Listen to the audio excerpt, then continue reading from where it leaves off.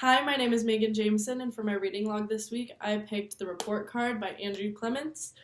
The illustrator for this book was Brian Selznick, but he only did the jacket illustrations. It's a chapter book, so there's no other illustration in it. The publisher is Simon & Schuster, Books for Young Readers, and it was copyrighted in 2004. The genre is contemporary realistic fiction. The main character in this novel is a fifth grader from Connecticut, so I think it really resonates well with the age group I picked. It's 173 pages, and I picked fourth grade for it. Not quite fifth grade, but fourth grade for it, because they're starting to do standardized testing earlier, and I'll kind of get into that in a little bit. But I picked fourth grade as the suitable age. It's got a pretty simple word structure. Texts are pretty big. The font is a big size. And it's only 173 pages, so I think it's a good starting chapter book for a fourth grade class. Essentially, in this book is about a fifth grader from Connecticut named Nora and her best friend Steven. Nora is a very smart girl. She knew she was smart from when she was really, really young to growing up and knowing that, homework came easy for her. But she didn't want to be classified as a smart kid.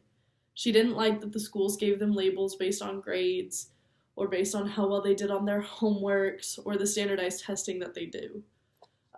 So she purposefully gets poor grades. She strives for straight D's, which is why it says all D's and there's the one C. And she's upset about the C because she wanted straight D's. And she does this to prove to a point that not all the smart kids get good grades, and the dumb kids, just because they're not as smart doesn't mean they're not smart, if that makes sense. Just because they don't have great grades doesn't mean they're not smart. And I think that's a really big lesson that comes from this book, and that's part of my personal reflection. But the whole point is that Nora tries to fight the school system on this grading system and how unfair it is to the kids that are still smart but just struggle with different things. And her best friend Steven struggles with school. He has to work harder at it because he wants the good grades, and it makes him feel poorly about himself when he gets poor grades. So for my personal reflection, I think this book is a really good book for fourth graders because they're just starting their standardized testing, and some kids' scores are going to be lower. That's just how it is. Some kids aren't good at scoring. They're not good at standardized tests. They have to work extra hard at it. They have to study more, and even then, sometimes it's not enough. I think that growing up, everybody is so focused on grades and getting A's and B's and that your GPA is so important. But the thing that this book teaches kids is that your GPA doesn't define you. Your grades don't define you. And I think that's super important. For my connection to the book or trying to find another text, I didn't find one that was really like it, but I personally related to it. I'm not good at taking tests. And so this book to me really spoke that just because I'm not good at taking tests, and my test grades don't look awesome, doesn't mean I'm not smart. I can do well in other things, and I do well on my homework.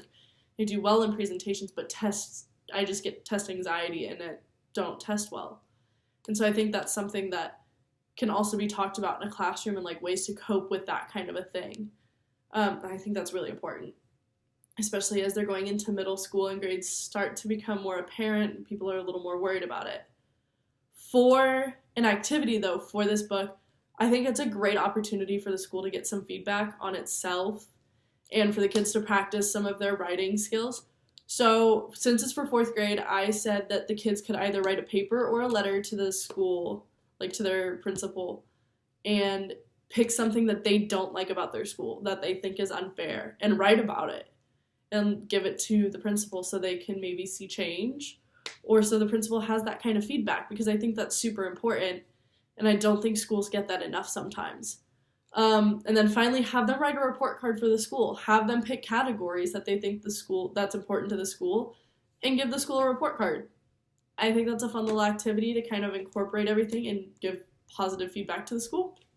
So yep, that's my reading log for this week, The Report Card by Andrew Clements. Thank you.